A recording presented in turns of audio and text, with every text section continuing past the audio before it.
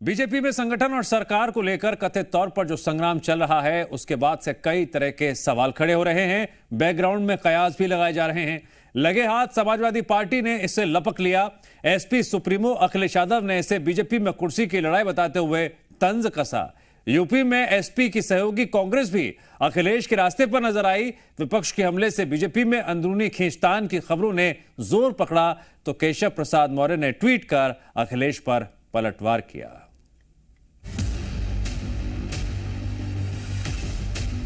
संगठन जिसको तय करे उसके साथ खड़ा होकर के प्राणपण से जुट करके कमल चुनाव चिन्ह को विजयी बनाने के संकल्प के साथ अगर हम आगे बढ़ेंगे तो आपका भी सम्मान होगा। संगठन सरकार से बड़ा है, बड़ा रहेगा। ये पूरी तरीके से चुनाव हारने के बाद अब ये परेशान हो चुके हैं कि आगे हमारा भविष्य खत्म है। ये कमजोर पड़ गए हैं। कुर्सी की लड़ाई में जनता बहुत परेशान है। आत्मविश्वास में कि हम तो जीत ही रहे हैं, तो स्वाभाविक रूप से वहां पर कहीं न कहीं हमें खामियाजा भी भुगतना पड़ता है। यूपी विधानसभा चुनाव से पहले अचानक यूपी की बीजेपी सरकार के दो चेहरे ट्रेंड करने लगे हैं। एक तरफ सीएम योगी आदित्यनाथ, दूसरी तरफ डिप्टी सीएम केशव प्रसाद मौर्य। जी हां, दोनों के बीच बयानबाजी ऐसी कि मामला उत्तर दक्षिण दिखने लगा। अब सवाल उठने लगे, क्या यूपी की सत्ता में बड़ा परिवर्तन होने वाला है? हालात भी ऐसे नजर आए कि कानाफूसी होने लाजमी थी, लेकिन कयासों के बीच खबर आए कि अंदरूनी बात तो ठीक है, लेकिन यूपी के बॉस योगी आदित्यनाथ ही रहेंगे।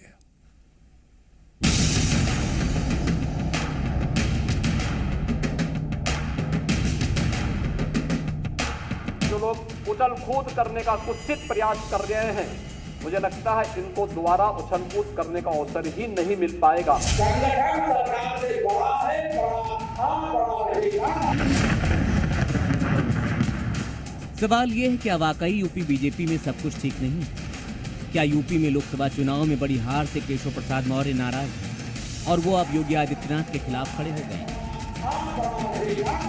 दोनों के मिजाज एक दूसरे से उत्तर दक्षिण हो गए, क्योंकि 2 दिन में केशव प्रसाद मौर्य ने दो बार एक ही बात कही कि संगठन सरकार से ऊपर। संगठन सरकार से बड़ा है, बड़ा रहेगा। के जो सवाल उठ रहे हैं, उनके पीछे यूपी बीजेपी में लगातार हो रहे घटनाक्रम बड़े जिम्मेदार हैं। बयानबाजी और संगठन की बात के बीच डिप्टी सीएम केशव प्रसाद मौर्य से लेकर यूपी बीजेपी अध्यक्ष भूपेन्द्र चौधरी का दिल्ली में पार्टी अध्यक्ष जेपी से मिलना। सूत्रों के मुताबिक 1 घंटे की इस मुलाकात में केशव प्रसाद मौर्य ने यूपी की सारी खामियां अध्यक्ष के सामने गिना डाली। मतलब यूपी में नौकरशाही हावी है, कार्यकर्ताओं की कहीं कोई पूछ नहीं है, विधायक सांसदों की भी कोई सुनवाई नहीं। कार्यकर्ताओं की नाराजगी से लोकसभा चुनाव में बड़ा नुकसान हुआ। धरातल पर उतरकर नए सिरे से काम करने की जरूरत है और भटक गए ओबीसी और निचले तबके के वोटरों को फिर से जोड़ा जाना चाहिए, ऐसा सुझाव उन्होंने दिया। इसी तरह की बात मिर्जापुर की विधायक ने भी कही थी। अब ये नहीं चलेगा, जनप्रतिनिधियों का और कार्यकर्ताओं का अगर अपेक्षा करेंगे, अब आप लोगों का भला नहीं होगा। ये इसके लिए मैं बात करेंगे कि आप लोग ठीक नहीं कर रहे हैं। जय मां दुर्गा। मंगलवार रात 8 बजे केशव प्रसाद मौर्य ने नड्डा से मुलाकात की तो 9:15 बजे के करीब यूपी बीजेपी अध्यक्ष भूपेन्द्र चौधरी मिले। इस दौरान यूपी में 10 विधानसभा में उपचुनाव पर रणनीति और तैयारी पर चर्चा हुई। केशव प्रसाद मौर्य दिल्ली आते हैं तो उसी के बीच योगी आदित्यनाथ उपचुनाव को लेकर बड़ी बैठक बुलाते हैं। उनमें सभी 10 विधानसभा के लिए 30 मंत्रियों को जिम्मा दिया जाता है। चुनाव को लेकर आज तमाम मंत्रियों से फीडबैक लिया गया है, क्योंकि तमाम जो स्पेशल 30 की जो टीम थी वो उपचुनाव वाली सीटों पर जाकर वहां पर जाके अपनी रिपोर्ट जो है वो तैयार की थी और उसी रिपोर्ट को आज सीएम योगी आदित्यनाथ ने लिया है। लेकिन उत्तर प्रदेश की कैबिनेट मीटिंग की उस अहम बैठक में न तो केशव प्रसाद मौर्य शामिल होते हैं और न ही उन्हें किसी सीट की जिम्मेदारी दी जाती है। तो सवाल तो उठेंगे। हालांकि सूत्रों के हवाले से खबर है कि डिप्टी सीएम और यूपी बीजेपी के अध्यक्ष को नड्डा ने बैठक में साफ निर्देश दिए कि योगी आदित्यनाथ यूपी के बॉस रहेंगे। उनमें कोई बदलाव नहीं होने जा रहा। उन्होंने साफ किया कि पार्टी में अभी फिलहाल बदलाव की कोई जगह नहीं और बेवजह की बयानबाजी से बचें, उपचुनाव पर ध्यान लगाएं और उपचुनाव के बाद मंत्रिमंडल से लेकर बीजेपी के संगठन में बड़े बदलाव हो सकते हैं। अब जाहिर है कि यूपी बीजेपी में खींचतान उजागर हो तो विरोधियों ने जुबानी धनुष निकालकर आरोपों के तीर चलाने शुरू कर दिए। अखिलेश यादव ने सोशल मीडिया पर लिखा, बीजेपी की कुर्सी की लड़ाई की गर्मी में उत्तर प्रदेश में शासन प्रशासन ठंडे बस्ते में चला गया। तोड़फोड़ की राजनीति का जो काम बीजेपी दूसरे दलों में करती थी, अब वही काम वो अपने दल के अंदर कर रही है। इसीलिए बीजेपी अंदरूनी झगड़ों के दलदल में धंसती जा रही है। तो कांग्रेस भी बीजेपी के ताजा घावों को कुरेदने में जुट गई। इतिहास में देखूं तो एक ही दौर याद आता है, कुछ ऐसा था जब कल्याण सिंह जी को बलपूर्वक इच्छा के खिलाफ हटाया गया था। वैसा ही वातावरण बनाया जा रहा है। मोदी की गारंटी उत्तर प्रदेश में असफल हो गई, फेल हो गई। भारतीय जनता पार्टी एक फ्रैक्चर्ड हाउस है और इस फ्रैक्चर्ड हाउस की परिणति इस सरकार के गिरने पर ही होगी, ऐसा हमारा पूर्ण विश्वास है। हालांकि घर की लड़ाई में विपक्ष ने हाथ सेकने शुरू किए तो केशव प्रसाद मौर्य ने अखिलेश का नाम लेते हुए फिर एक ट्वीट किया। लिखा, संगठन और सरकार दोनों मजबूत। ये वही ट्वीट, देखिए इस ट्वीट के अंदर उन्होंने क्या लिखा। इतना तो तय है कि यूपी बीजेपी में कलह के धागे खुलकर सामने आ गए। ऐसे हालात में उपचुनाव में न सिर्फ ध्यान लगाना बल्कि जीतना बहुत बड़ी चुनौती है, क्योंकि इतिहास गवाह है आपसी कलह का फायदा हमेशा बाहर वाले और विरोधी उठाते रहे। ब्यूरो रिपोर्ट, जी मीडिया। और यहां वक्त है ब्रेक का।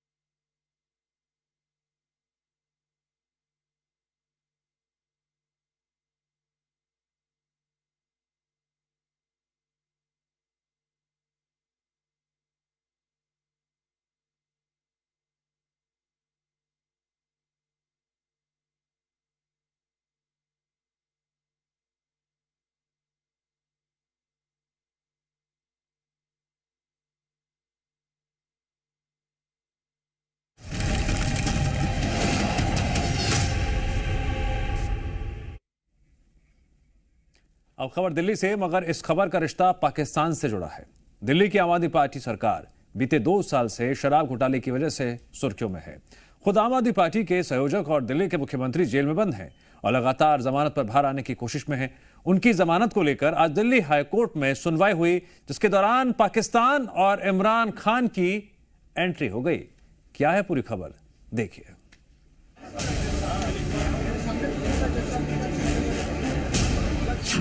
शराब घोटाले पर सुनवाई, अब पाकिस्तान की एंट्री।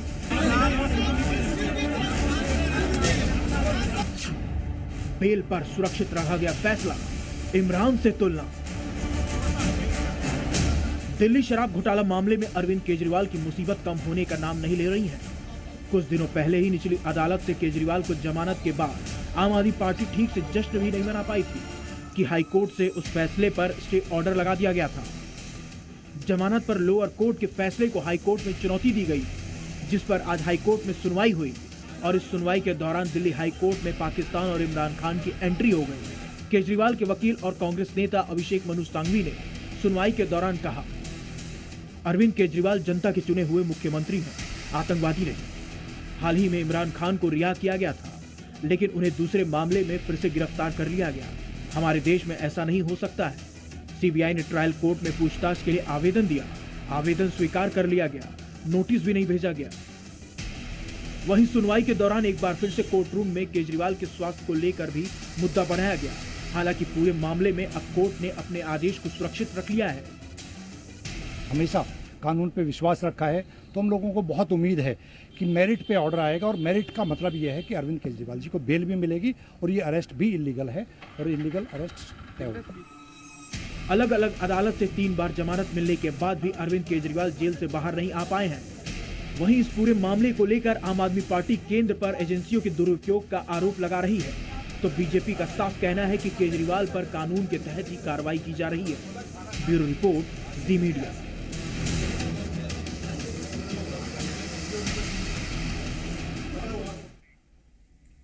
मुहर्रम के मौके पर देश के अलग अलग हिस्से से हंगामे और हथियार लहराने की तस्वीरें सामने आई। हैरान और परेशान करने वाली तस्वीरें।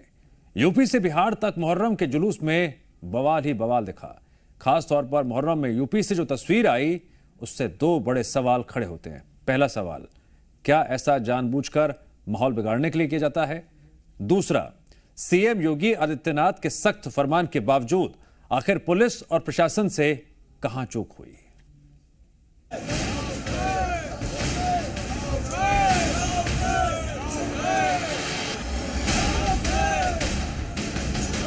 मुहर्रम के जुलूस में यह केवल हथियार लहराने भर की बात नहीं है। बात है सूबे के मुखिया के आदेश की नाफरमानी की। धर्म के नाम पर यह केवल धारदार हथियारों की प्रदर्शनी भर की बात नहीं है। बात है देश के सबसे बड़े राज्य में लॉ एंड ऑर्डर के उल्लंघन की। आदेश साफ था, मुहर्रम के जुलूस में हथियारों की नुमाइश नहीं होनी चाहिए, लेकिन हुआ ये। हफ्ते भर पहले ही नए नियम जारी कर दिए गए थे। अधिकारियों को निर्देश दे दिए गए थे। निर्देश था कि नई परंपरा का पालन नहीं होगा। निर्देश था कि कोई हुड़दंग नहीं करेगा, तलवारबाजी नहीं होगी। लेकिन यह सब हुआ। मातम के नाम पर हथियारों की नुमाइश की गई, वीडियो शूट किया गया और वायरल भी किया गया। और यह सब हुआ उत्तर प्रदेश की राजधानी लखनऊ में। सीएम योगी का आदेश पूरे उत्तर प्रदेश के लिए था, लेकिन जो लखनऊ में हुआ वैसी ही कुछ तस्वीरें 90 किलोमीटर दूर कानपुर से आईं। बीती रात यहां माहौल बिगाड़ने की कोशिश हुई, भड़काऊ नारेबाजी की गई।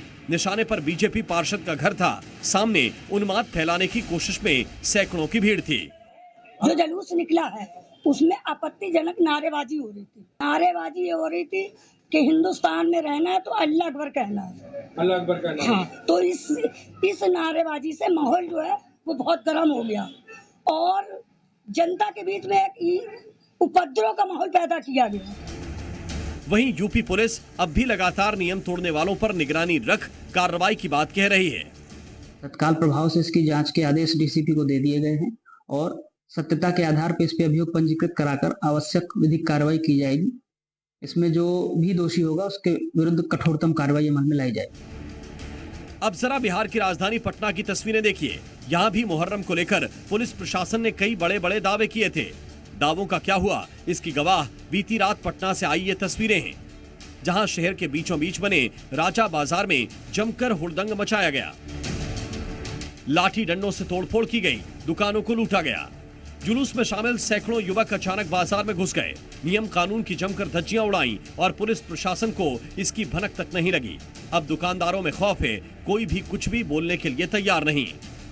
राजा बाजार का मदरसा गली, मदरसा रोड और देखिए ये शुभम किराना स्टोर का ये फ्रिज बाहर लगा है और कोल्ड ड्रिंक्स को लेके। और जो मुहर्रम के जुलूस निकले उस दरमियान कुछ शरारती तत्वों ने इस पर लाठियां भाजी और साथ ही साथ इसके बाद मना करने पर यहाँ पे झंझट फसाद किए गए। पटना से अब चलिए दरभंगा। यहाँ भी कल रात मुहर्रम जुलूस निकाला गया। देर रात तक ऊंची आवाज में डीजे बजाए गए। धर्म के नाम पर यहाँ भी हथियारों की नुमाइश हुई। जुलूस में शामिल युवक बीच सड़क लाठियां भांज रहे थे और कैमरे के किसी भी फ्रेम में कैद जुलूस की इन तस्वीरों में आप देख लीजिए। आपको किसी में भी सुशासन बाबू की पुलिस नजर नहीं आएगी। अब जरा पश्चिम बंगाल के कोलकाता से आई इन तस्वीरों को भी देखिए। यहाँ मुख्यमंत्री ममता बनर्जी ने जुलूस के लिए स्पेशल कॉरिडोर बनाने की बात कही थी, ताकि आम लोगों को किसी भी तरीके की परेशानी का सामना न करना पड़े, लेकिन ऐसा कुछ हुआ नहीं। सेंट्रल और साउथ कोलकाता की तकरीबन सभी मेन सड़कों पर इसी तरह जुलूस निकाला गया और ट्रैफिक व्यवस्था पूरी तरह से ठप रही। बहरहाल हर राज्य की पुलिस कानून व्यवस्था स्थापित करने और उसके बाद दोषियों के खिलाफ एक्शन की बात कर रही है, लेकिन सवाल है कि मुहर्रम में मातम के नाम पर हथियार लहराना, दुकानें लूटना और ट्रैफिक व्यवस्था को ठप करना कैसा धर्म है, कैसी परंपरा है? ब्यूरो रिपोर्ट, जी मीडिया।